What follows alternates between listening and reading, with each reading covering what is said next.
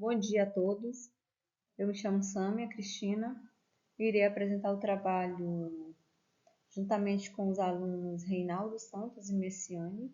Nós somos estudantes da Universidade Federal do Maranhão. A disciplina é Computação e Sociedade, da professora Ionara Costa Magalhães. O trabalho que nós iremos apresentar é sobre a Lei 13.709, de 14 de agosto de 2018, que dispõe sobre a proteção de dados pessoais.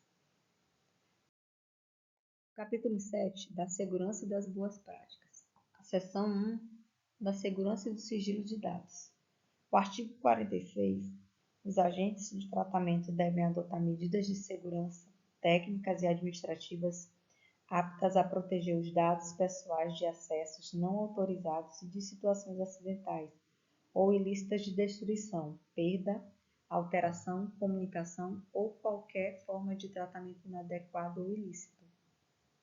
Bem, a ideia central é que os agentes de tratamento, tanto controladores quanto operadores, eles devem adotar medidas técnicas e administrativas para proteger os dados pessoais, como, por exemplo, de medidas de segurança, nós temos a criptografia de dados, né, que é utilizar algoritmos para codificar dados, garantindo que, se forem interceptados, eles não possam ser lidos sem a chave de descriptação. O artigo 47, os agentes de tratamento ou qualquer outra pessoa que intervenha em uma das fases do tratamento obriga-se a garantir a segurança da informação prevista nessa lei em relação aos dados pessoais, mesmo após o seu término. O controlador, ele deve promover boas práticas de proteção de dados, incluindo a implementação de políticas e procedimentos que garantam a segurança e a conformidade com a legislação. Por exemplo, de implementações, nós temos o Código de Conduta, onde há uma criação de um documento que descreve as regras e responsabilidades dos funcionários em relação ao tratamento de dados pessoais. Por exemplo, uma empresa ela pode criar um código de conduta que detalhe como os dados dos clientes devem ser coletados, armazenados e protegidos. Outro exemplo de implementação é auditorias internas, né? Implementar auditorias regulares para revisar as empresas e garantir que as práticas de tratamento de dados elas estejam em conformidade com as leis e normas da LGPD. Ou seja, uma empresa de TI ela pode realizar auditorias trimestrais para revisar o acesso aos dados e a conformidade com a política de segurança. Outra implementação que pode ser feita é o plano de resposta a incidentes, onde é desenvolvido um plano de trabalho que descreva como a organização deve responder a incidentes de segurança de dados, incluindo notificações dos titulares e da NPD. Por exemplo, uma organização ela pode ter um protocolo para responder rapidamente a um vazamento de dados, comunicando as partes afetadas e tomando medidas corretivas.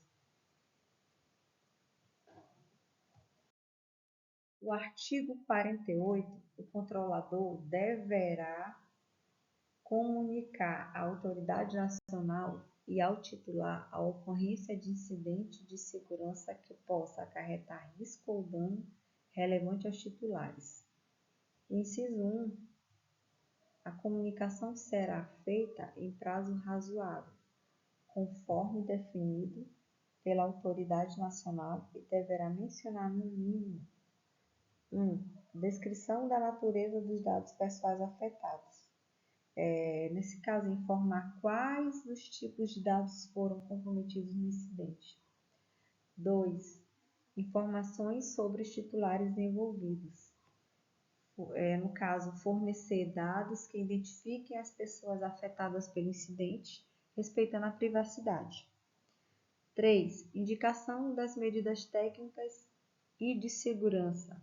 No caso, detalhar as ações e tecnologias utilizadas para proteger os dados, levando em conta os segredos comerciais e industriais. 4. Riscos relacionados ao incidente. Apresentar os potenciais riscos e danos que podem surgir em decorrência do incidente. 5. Motivos da demora na comunicação. Explicar o porquê a notificação não foi feita imediatamente, se esse for o caso. E o 6. Medidas para reverter ou mitigar os efeitos do prejuízo. Ou seja, descrever as ações que foram ou serão tomadas para minimizar os danos causados. No inciso 2º, a autoridade nacional avaliará a gravidade do incidente de segurança e, se necessário, para proteger os direitos dos titulares, poderá exigir que o controlador tome certas ações, como, primeiro, ampliação da divulgação, o fato de ser amplamente comunicado por meio de veículos de comunicação. 2. Medidas de mitigação. O controlador ele deve implementar ações para reverter ou minimizar os efeitos do incidente. O 3º inciso, ele fala na avaliação da gravidade do incidente, será considerada a comprovação de que medidas técnicas adequadas foram adotadas para tornar os dados pessoais afetados ininteligíveis, limitando o acesso a terceiros não autorizados conforme a capacidade técnica dos serviços utilizados. O artigo 48, ele é fundamental para assegurar a proteção dos dados pessoais, promovendo a responsabilidade dos controladores e garantindo que os titulares sejam informados sobre os incidentes que possam afetar sua privacidade. Essa comunicação ela não apenas ajuda os indivíduos a se protegerem, mas também fortalece a confiança nas práticas de tratamento de dados pelas organizações. O artigo 49.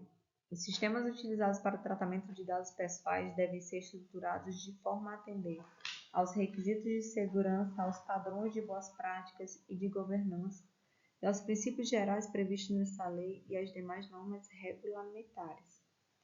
Este artigo ele determina que o controlador ele deve elaborar um relatório de impacto à proteção de dados pessoais, sempre que o tratamento puder gerar riscos à privacidade dos titulares. E aí o relatório deve avaliar a natureza, a origem, a finalidade, o tempo de tratamento de dados. Ele deve avaliar também os riscos que o tratamento pode acarretar e além de as medidas que podem ser adotadas para mitigar esses riscos. Na seção 2 da Lei 13.709, ele fala das boas práticas e da governança, onde no artigo 50, os controladores e operadores, no âmbito de suas competências pelo tratamento de dados pessoais, individualmente ou por meio de associações, poderão formular regras de boas práticas e de segurança que estabeleçam as condições de organização, o regime de funcionamento, os procedimentos, incluindo reclamações de petições de titulares, as normas de segurança, os padrões técnicos, as obrigações específicas para os diversos envolvidos no tratamento, as ações educativas, os mecanismos internos de supervisão e de mitigação de riscos e outros aspectos relacionados ao tratamento de dados pessoais.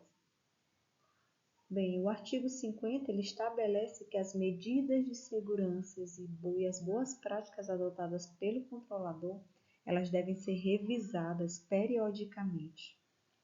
E essa revisão ela deve considerar a evolução da tecnologia, as mudanças nas práticas do mercado, a adequação às normas de proteção de dados.